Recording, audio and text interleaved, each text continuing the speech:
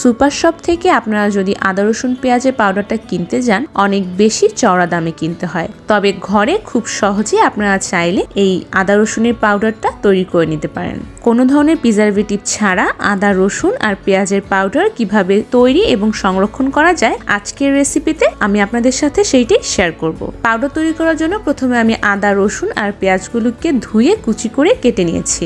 এখন একটা ছড়ানো প্লেটে একদম পাতলা করে বিছিয়ে রোদে শুকিয়ে নিচ্ছি। আপনাদের কাছে যদি রোদের পর্যাপ্ত পরিমাণ ব্যবস্থা না থাকে সেক্ষেত্রে চুলার নিচে দিয়েও শুকাতে পারেন কিংবা ফ্যানের নিচে দিয়েও শুকিয়ে নিতে পারেন, তবে বেস্ট রেজাল্ট পাওয়ার জন্য আমি আপনাদেরকে রোদে শুকানোটাই সাজেস্ট করব।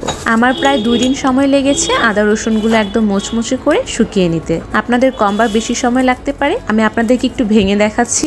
শব্দ শুনে অবশ্য আপনারা বুঝতেই পারছেন যে কতটা মুচমুচে হয়েছে। এখন একটা ব্লেন্ডার জারে শুকনো আদাগুলোকে দিয়ে ব্লেন্ড করে নিচ্ছি। একদম মিহি করে ব্লেন্ড করে নেবেন। তো এভাবে করে আমি পেঁয়াজ আর রসুনটাকেও ব্লেন্ড করে নিব।